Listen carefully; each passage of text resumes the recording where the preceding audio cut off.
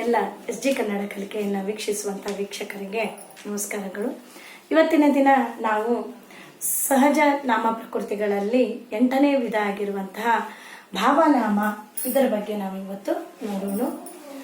ವಸ್ತುವಿನ ಒಂದು ಗುಣ, ಸ್ವಭಾವ, ಕ್ರಿಯೆ, ಸ್ಥಿತಿಗತಿಗಳನ್ನು ತಿಳಿಸುವಂತಹ ಪದಗಳಿಗೆ ನಾವು ಭಾವನಾಮ ಎಂದು ಕರೆಯುತ್ತೇವೆ.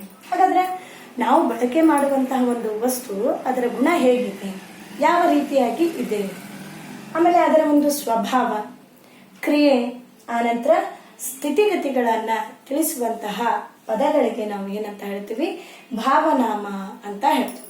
ಹಾಗಾದ್ರೆ ಇಲ್ಲಿ ವಸ್ತುವಿನ ಒಂದು ಗುಣ ಮತ್ತು ಸ್ವಭಾವಕ್ಕೆ ಅನುಗುಣವಾಗಿರುವಂತಹ ಉದಾಹರಣೆ ಯಾವುದು ಬರುತ್ತೆ ಅಂದ್ರೆ ವಸ್ತುವಿನ ಒಂದು ಸ್ವಭಾವ, ನಂತರ ಅದರ ಒಂದು ಗುಣಕ್ಕೆ ಇರುವಂತಹ ಒಂದು ಉದಾಹರಣೆ ಯಾವುದು ಬರುತ್ತೆ ಅಂದ್ರೆ ಒಳ್ಳೆಯತನ.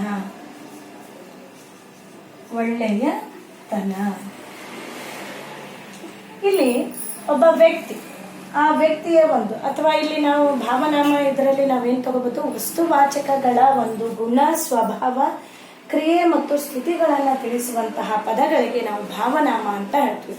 ನಾವು ಮೊದಲೇ ವೇದದಲ್ಲಿ ನೋಡಿದೀವಿ ವಸ್ತುವಾಚಕ ಅಂತ ಹೇಳಿ. ವಸ್ತುವಾಚಕದಲ್ಲಿ ರೂಢನಾಮ, ಅಂಕಿತನಾಮ, ಅನ್ವರ್ಥನಾಮಗಳನ್ನು ತಿಳ್ಕೊಂಡಿದ್ವಿ. ಆ ವಸ್ತುವಾಚಕಗಳಿಗೆ ಇರುವಂತಹ ಒಂದು ಗುಣ ಆಗಿರ್ಬಹುದು, ಸ್ವಭಾವ ಆಗಿರ್ಬಹುದು, ಕ್ರಿಯೆ ಆಗಿರ್ಬಹುದು, ಅವುಗಳ ಒಂದು ಸ್ಥಿತಿಗತಿಯನ್ನ ತಿಳಿಸುವುದಕ್ಕೆ ನಾವು ಏನಂತ ಹೇಳ್ತೀವಿ, ಭಾವನಾಮ ಅಂತ ಹೇಳ್ತೀವಿ. ಹಾಗಾದ್ರೆ ಇಲ್ಲಿ ಸ್ವಭಾವ ಮತ್ತು ಗುಣಕ್ಕೆ ಇರುವಂತಹ ಒಳ್ಳೆ ಉದಾಹರಣೆ, ಇಲ್ಲಿ ಒಳ್ಳೆಯತನ ಅನ್ನುವಂತಹದ್ದು, ನಂತರ ಅದೇ ರೀತಿ ಮನುಷ್ಯತ್ವ,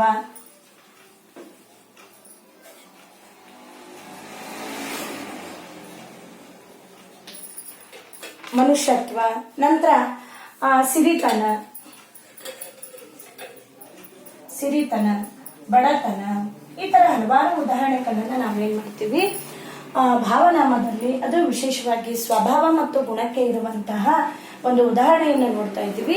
ಒಳ್ಳೆಯತನ, ಒಬ್ಬ ವ್ಯಕ್ತಿ ಅವನ ಗುಣ ಹೇಗಿದೆ, ಅವನ ಸ್ವಭಾವ ಹೇಗಿದೆ ಅಂತ ನಾವು ಹೇಳ್ತೀವಲ್ಲ, ಒಳ್ಳೆಯವನಾಗಿದ್ದಾನೆ, ಕೆಟ್ಟವನಾಗಿದ್ದಾನೆ, ಅವನಲ್ಲಿ ಮನುಷ್ಯತ್ವ ಇದೆ ಅಂತ ಹೇಳ್ತೀವಿ, ಅವನಿಗೆ ಮನುಷ್ಯತ್ವನೇ ಇಲ್ಲ ಅಂತ ಹೇಳ್ತಿರ್ತೀವಿ.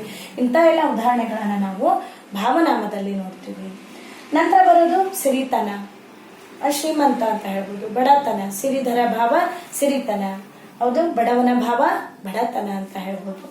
ನಂತರ ಎರಡನೇದ್ರಲ್ಲಿ ನಾವು ಹೇಳ್ತೀವಿ ಕ್ರಿಯೆ ಅಂದ್ರೆ ಕ್ರಿಯಾಧರ್ಮಕ್ಕೆ ಅಂದ್ರೆ ಕ್ರಿಯೆಗಳಿಗೆ ಯಾವ ರೀತಿ ಉದಾಹರಣೆ ನಾವು ನೋಡಬಹುದು. ಕ್ರಿಯೆ ಅಂದ್ರೆ ಗೊತ್ತು ಎಲ್ಲರಿಗೆ, ಒಂದು ಕೆಲಸವನ್ನ ಮಾಡುವಂಥದ್ದು, ನಾವು ಮಾಡುವಂತಹ ಒಂದು ಕೆಲಸ ಅಂತ ಹೇಳಿ. ಹಾಗಾದ್ರೆ ಏನಿರುತ್ತೆ, ನಾವು ಓದ್ತಾ ಇದ್ರೆ ಅದಕ್ಕೆ ಏನಂತ ಕರಿತೀವಿ, ಓದುವಿಕೆ, ಬರಿತಾ ಇದ್ರೆ ಬರೆಯುವಿಕೆ, ನೋಡ್ತಾ ಇದ್ರೆ ನೋಡುವಿಕೆ, ಆಮೇಲೆ ನಾವು ಹಾಡು ಹಾಡ್ತಾ ಇದ್ರೆ ಅದಕ್ಕೆ ಹಾಡುವಿಕೆ. ಈ ರೀತಿ ಹಲವಾರು ಉದಾಹರಣೆಗಳನ್ನ ನಾವೇನ್ ಮಾಡ್ಬೋದು. ಒಟ್ಟಾಗಿ ಇಲ್ಲಿ ನಾವೇನ್ ತಿಳ್ಕೋಬೇಕು ಅಂತಂದ್ರೆ ಕ್ರಿಯಾಧರ್ಮಕ್ಕೆ ಬರುವಂತಹದ್ದು, ಕ್ರಿಯೆಯಿಂದ ಕೂಡಿರುವಂತಹದ್ದು. ಹಾಗಾದ್ರೆ ಇಲ್ಲಿ ನಾವು ಓದ್ತಾ ಇದ್ರೆ ಓದುವಿಕೆ, ನೋಡುವುದಾದರೆ ನೋಡುವಿಕೆ, ಮಾಡುವುದಾದರೆ ಮಾಡುವಿಕೆ, ಈ ತರ ನಾವು ಉದಾಹರಣೆಯನ್ನ ಒಂದು ಕ್ರಿಯೆಯಲ್ಲಿ ನಾವು ನೋಡಬಹುದು. ನಂತರ ಬರುವಂತಹದ್ದು ಸಹಜ ಸ್ಥಿತಿ ಅಥವಾ ಸ್ಥಿತಿಗತಿ ಅಂತ ನೋಡಬಹುದು. ಯಾವ ತರ ಸಹಜವಾಗಿರುವಂತಹ ಸ್ಥಿತಿಗತಿ ಇರುತ್ತೆ ಅಂತ ನಾವು ನೋಡ್ಬೋದು. ಅದರಲ್ಲಿ ಸಹಜವಾಗಿ ಅಂದ್ರೆ ಉದಾಹರಣೆಗೆ ಬಾಲ್ಯ ಸಹಜವಾಗಿ ಎಲ್ಲರ ಒಂದು ಜೀವನದಲ್ಲಿ ಬಂದು ಹೋಗುತ್ತೆ. ಅದೇ ತರ ಯೌವನನೂ ಕೂಡ ಸಹಜವಾಗಿ ಸ್ಥಿತಿಗತಿ ಬಂದು ಹೋಗುತ್ತೆ. ಮುಪ್ಪು ಕೂಡ ಬಂದು ಹೋಗುತ್ತೆ. ಅದೇ ತರ ಹುಡುಗತನ, ಕೆಲವೊಂದು ಮಕ್ಕಳು ಇರ್ತಾರ ತುಂಟತನ, ಹುಡುಗತನ, ಇನ್ನು ಸಣ್ಣ ಬುದ್ಧಿನೇ ಹೋಗಿಲ್ಲಲ್ಲ ಅಂತ ಹೇಳ್ತಿರ್ತೀವಿ, ಅಂತ ಆ ಹುಡುಗಾಟಿಕೆಯಿಂದ ಹುಡುಗತನ ಅಂತ ಕೂಡ ನಾವು ಹೇಳ್ತೀವಿ. ಹಾಗಾದ್ರೆ ಸಹಜವಾಗಿರುವಂತಹ ಸ್ಥಿತಿಗತಿಗಳಿಗೆ ಯಾವ ಬರ್ತಾವು ಅಂದ್ರೆ ಬಾಲ್ಯ, ಯೌವನ, ನಂತರ ಮುಪ್ಪು,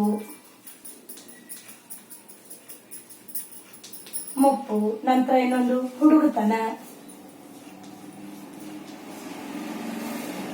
ಈ ರೀತಿಯಾಗಿ ನಾವು ಈ ವಾಕ್ಯದಲ್ಲೇ ಇರ್ತಕ್ಕಂತಹ ಪದಗಳಿಂದ ನಾವೇನ್ ಮಾಡಿದ್ವಿ, ಉದಾಹರಣೆಗಳನ್ನು ನಾವು ನೋಡಿದ್ವಿ. ಅದರಲ್ಲಿ ಸ್ವಭಾವ ಮತ್ತು ಗುಣಕ್ಕೆ ತಕ್ಕ ಹಾಗೆ ಒಳ್ಳೆಯತನ, ಮನುಷ್ಯತ್ವ ಮತ್ತು ಸಿರಿತನ, ಬಡತನವನ್ನ ನೋಡಿದ್ವಿ. ಅದೇ ತರ ಕ್ರಿಯಾಧರ್ಮಕ್ಕೆ ನಾವೇನ್ ನೋಡಿದ್ವಿ, ಓದುವಿಕೆ, ನೋಡುವಿಕೆ, ನಂತರ ಹಾಡುವಿಕೆ ಅಂತ ಹೇಳ್ಬಹುದು.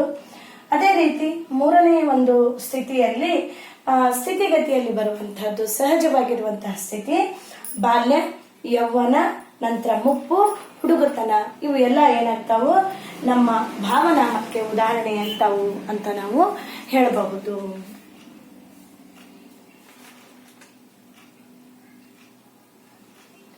ನಂತರ ಅದೇ ರೀತಿಯಾಗಿ ನಾವು ಇನ್ನು ಕೆಲವೊಂದು ಉದಾಹರಣೆಗಳನ್ನು ಕೂಡ ನೋಡಬಹುದು. ಏನು ಅಂತಂದ್ರೆ ಬಿಳಿದರ ಭಾವ. ಬಿಳಿದರ ಭಾವ ಏನಂತ ಹೇಳ್ತೀವಿ, ಬಿಳುಪು. ಬಿಳಿದರ ಭಾವ ಬಿಳುಪು. ಆಮೇಲೆ ಮಾಡುವುದರ ಭಾವ. ಮಾಡುವುದರ ಭಾವ ಮಾಟ. ಮಾಡುವುದರ ಭಾವ ಮಾಟ. ಅದೇ ರೀತಿ ಇನ್ನೂ ಒಂದು ನೋಡ್ರಿ, ಹಿರಿದರ ಭಾವ. ಹಿರಿದರ ಭಾವ ಏನಂತ ಹೇಳ್ತೀವಿ, ಹಿರಿಮೆ ಅಂತ ತಗೋತೀವಿ. ಏನು, ಹಿರಿದರ ಭಾವ ಹಿರಿಮೆ ಅಂತ ತಗೋತೀವಿ. ನಂತರ ಕೂಡುವುದರ ಭಾವ ಕೂಟ.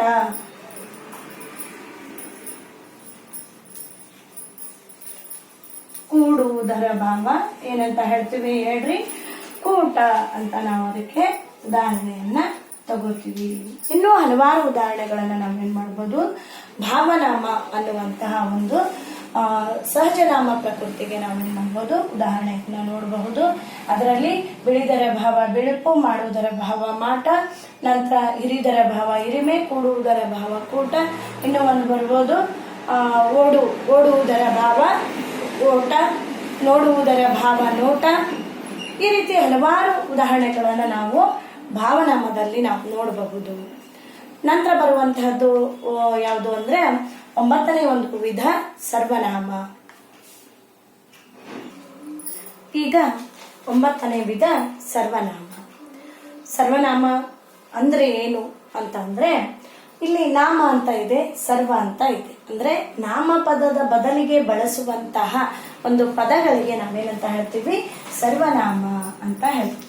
ಅಂದ್ರ ಅಲ್ಲಿ ನಾಮಪದಗಳ ಸ್ಥಾನದಲ್ಲಿ ಅವುಗಳ ಬದಲಾಗಿ ಬಳಸುವ ಪದಗಳಿಗೆ ಸರ್ವನಾಮ ಎನ್ನುವರು.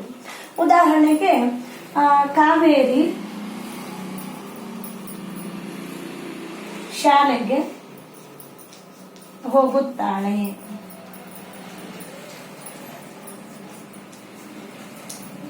ಇಲ್ಲಿ ನಾವಿದಕ್ಕ ಕರ್ತೃ ಅಂತ ಕರಿತೀವಿ. ಇದು ಕರ್ಮ, ಇದು ಕ್ರಿಯಾಪದ ಅಂತ ಹೇಳಿದ್ರು. ಹೌದಾ? ಈಗ ಕೂಡ ನಾವು ಹೇಳ್ಬೋದು, ಕರ್ತೃವನ್ನ ಪದೇ ಪದೇ ಬಳಕೆ ಮಾಡುವುದರ ಬದಲಿಗೆ ಸರ್ವನಾಮವನ್ನ ಬಳಕೆ ಮಾಡ್ತೀವಿ. ಇಲ್ಲಿ ನಾಮಪದ ಅಂತ ಕೂಡ ಕರಿತೀವಿ. ಕಾವೇರಿ ಎನ್ನುವಂತಹದ್ದು ಒಂದು ನಾಮಪದ. ಇಲ್ಲಿ ಕಾವೇರಿ ಅಂತ ಅಂದ ತಕ್ಷಣ ನೆಕ್ಸ್ಟ್ ವಾಕ್ಯಗಳನ್ನ ನಾವು ಏನ್ ಮಾಡ್ಬೇಕು, ಮಾಡ್ತಾ ಹೋಗ್ತೀವಿ. ಉದಾಹರಣೆಗೆ ಕಾವೇರಿ ಶಾಲೆಗೆ ಹೋಗುತ್ತಾಳೆ. ಕಾವೇರಿ ಶಾಲೆಯಲ್ಲಿ ಚೆನ್ನಾಗಿ ಕಲಿಯುವಂತಹ ಹುಡುಗಿ. ಕಾವೇರಿ ಹಾಡನ್ನು ಹಾಡುತ್ತಾಳೆ. ಕಾವೇರಿ ಹಾಗೆ, ಕಾವೇರಿ ಹೀಗೆ, ಪದೇ ಪದೇ ಪದೇ ಪದೇ ಕಾವೇರಿ ಎನ್ನುವಂತಹ ಹೆಸರನ್ನ ಬಳಕೆ ಮಾಡುವುದರ ಬದಲಾಗಿ ಅಲ್ಲಿ ನಾವೇನ್ ತಗೋತೀವಿ, ಅವಳು ಅಂತ ಹೇಳ್ತೀವಲ್ಲ, ಅದಕ್ಕೆ ಏನಂತ ಹೇಳ್ತೀವಿ, ಸರ್ವನಾಮ ಅಂತ ಕರಿತೀವಿ. ಅರ್ಥ ಆಯ್ತು? ಇಲ್ಲಿ ಯಾವ್ಯಾವ ಉದಾಹರಣೆಗಳು ಬರ್ತಾವು? ಇಲ್ಲಿ ಸರ್ವನಾಮಗಳಿಗೆ ಉದಾಹರಣೆ ಅವನು, ಅವಳು, ಅದು, ಇವನು, ಇವಳು, ಇದು, ಇನ್ನು ಮುಂತಾದ ಹಲವಾರು ಉದಾಹರಣೆಗಳನ್ನು ನಾವೇನ್ ಮಾಡಬಹುದು, ಸರ್ವನಾಮಗಳಿಗೆ ಬಳಕೆ ಮಾಡಬಹುದು. ನಾನು, ನೀನು, ನೀವು, ಈ ರೀತಿ ಉದಾಹರಣೆಗಳನ್ನು ಕೂಡ ನಾವೇನ್ ಮಾಡಬಹುದು, ಸರ್ವನಾಮದಲ್ಲಿ ನೋಡಬಹುದು. ಸರ್ವನಾಮದಲ್ಲಿ ಒಟ್ಟಾಗಿ ನಾವು 3 ವಿಧಗಳನ್ನ ನೋಡ್ತೀವಿ. ಆ 3 ವಿಧಗಳು ಸರ್ವನಾಮದಲ್ಲಿ ಪುರುಷಾರ್ಥಗಳು, ನಂತರ ಪ್ರಶ್ನಾರ್ಥಕಗಳು, ಆ ನಂತರ ಆತ್ಮಾರ್ಥಕ ಸರ್ವನಾಮ. ಈ ರೀತಿಯಾಗಿ ನಾವು 3 ವಿಧಗಳನ್ನ ನೋಡ್ತೀವಿ. ಆ 3 ವಿಧಗಳನ್ನ ಹೇಗೆ ಬಳಕೆ ಮಾಡ್ತೀವಿ, ಅವುಗಳ ಒಂದು ವ್ಯಾಖ್ಯೆ ಏನು ಅನ್ನೋದನ್ನ ನಾವೇನ್ ಮಾಡೋಣ ಮುಂದಿನ ತರಗತಿಯಲ್ಲಿ ನೋಡೋಣ. ಇನ್ನೂ ಯಾರೆಲ್ಲ ನಮ್ಮ SG ಕನ್ನಡ ಕಲಿಕೆಯನ್ನ ಸಬ್ಸ್ಕ್ರೈಬ್ ಮಾಡ್ಕೊಂಡಿಲ್ಲ, ಸಬ್ಸ್ಕ್ರೈಬ್ ಮಾಡಿಕೊಂಡು ಹೆಚ್ಚು ವಿಡಿಯೋಗಳನ್ನ ನೋಡ್ರಿ. ನಿಮಗೆ ಇದು ಹೇಳುವಂತಹ ಪ್ರತಿಯೊಂದು ವ್ಯಾಕರಣದ ಭಾಗಗಳು ಏನಾಗ್ತಾವು ಕಾಂಪಿಟೇಟಿವ್ ಎಕ್ಸಾಮ್ನಲ್ಲಿ ನಿಮಗೆ ಸಹಾಯ ಆಗ್ತಾವು ಅನ್ನೋ ಒಂದು ದೃಷ್ಟಿಕೋನದಿಂದ ನಾನು ಈ ಒಂದು ವಿಡಿಯೋಗಳನ್ನು ಮಾಡ್ತಾ ಇದ್ದೀನಿ. ಹೆಚ್ಚೆಚ್ಚು ವಿಡಿಯೋಗಳನ್ನು ನೋಡ್ರಿ, ನಮಗೆ ಪ್ರೋತ್ಸಾಹಿಸಬೇಕೆಂದು ತಮ್ಮಲ್ಲಿ ವಿನಂತಿಸಿಕೊಳ್ಳುತ್ತೇನೆ. ನಮಸ್ಕಾರ.